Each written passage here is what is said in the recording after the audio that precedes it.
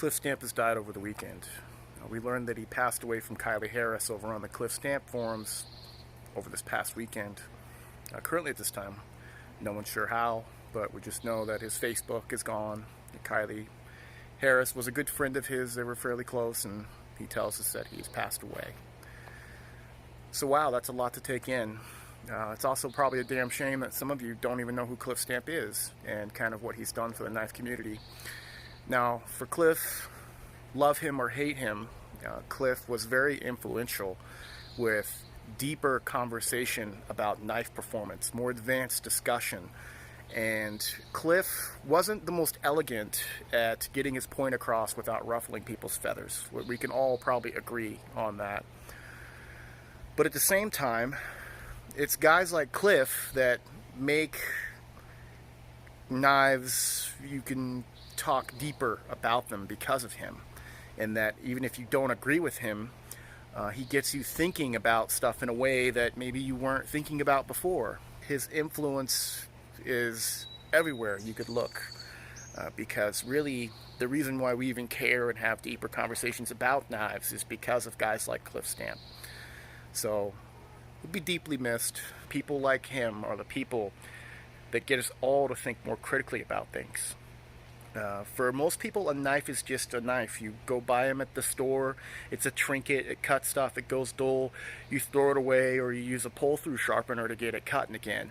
And it's because of guys like Cliff that say, no wait, this is important. Let's talk about this more. Let's get more into detail. And, you know, some people, it's, boring, glaze over. But for those of us that are very passionate about knives, we understand why it's so important to hold things so dearly like that. Just a simple knife. For whatever given reason, it's our outlet. It's something that allows us to express our passion for the realities of the world around us, the physical world. And that's our connection to that, to explore, to experiment, to express. And Cliff was essentially one of the pioneers that really got a lot of people, including myself, thinking much more critically about such a humble tool, the knife, the sharpening, things like that. And so I think Cliff Stamp's lasting legacy is teaching people not what to think, but how to think. There's a lot of interpretations of what Cliff was talking about. Oh, Cliff only believed in low alloy steel. Oh, Cliff only said this. Or, oh, that Cliff guy, let me tell you, he's no good. You know, just understand that maybe people that you disagree with in this community, maybe it's not that big of a deal.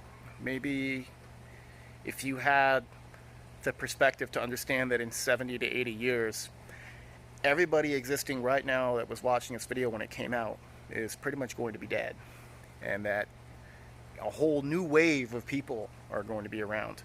And it makes you kind of realize how special we all are to exist here and now. And so maybe kind of put things in perspective and not take things so seriously, that this was a bad person, this and that. I think for a lot of people, they don't remember the details of things as much as they remember how something made them feel.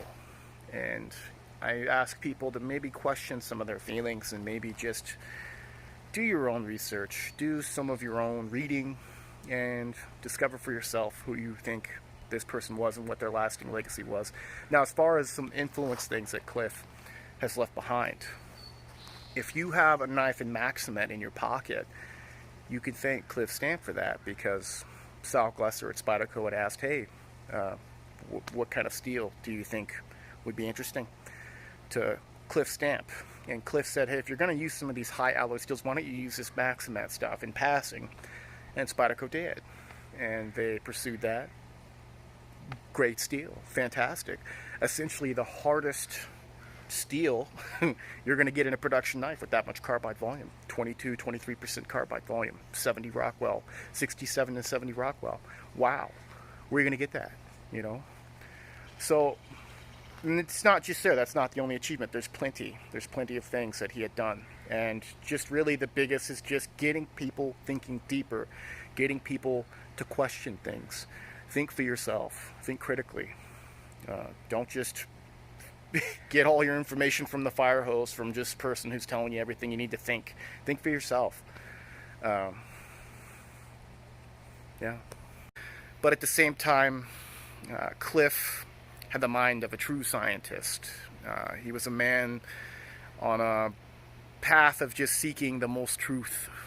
He wanted to explore. So I think some of the lasting things that Cliff Stamp stood for and some of what his work represented was just he was truly trying to understand how things worked. And he started with just not accepting the answers that were in front of him, that were given to him by other people, as much as he was filtering those answers through his mind and trying to be very objective, put things to the test, experience and explore on his own, do research, get more critical thinking involved with how this stuff is working. I think that 2021, a lot of us influencers, people who have knife channels and stuff, we get bombarded with questions from people, and it's exhausting, to be honest. And especially since you understand that you don't want to be the filter for people. You don't want to be, oh, go seek the guru and have him just fill your head with thoughts. Your hope is that people think for themselves, that you can give people enough information and tools to go and think for themselves and figure it out. Find what works best for them. Find their own truths.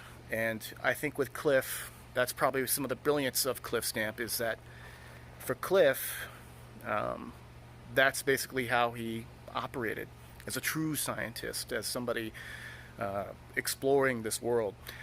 Things around us, nobody quite completely understands anything around us at its most deepest level. If you look close enough at things that we all accept as truth, you start finding holes in things of, well, I guess at this level we don't quite truly understand how things work. And that's with almost anything in this natural world around us. So if you think about it, just pick something, get curious, explore. And I think that that was something that Cliff really brought to the table. You know, his contributions, never forgotten. And it's also kind of a reminder of our own mortality in life, in that none of us are going to live forever. No one's making it out of here alive. Life is 100% chance of death. So enjoy the moments you have. Enjoy living in the now. This living conversation. Everybody that we see on the internet that's watching this video right now, we're all kind of in a special place because we're all experiencing all this stuff together in the moment. So thank you, Cliff.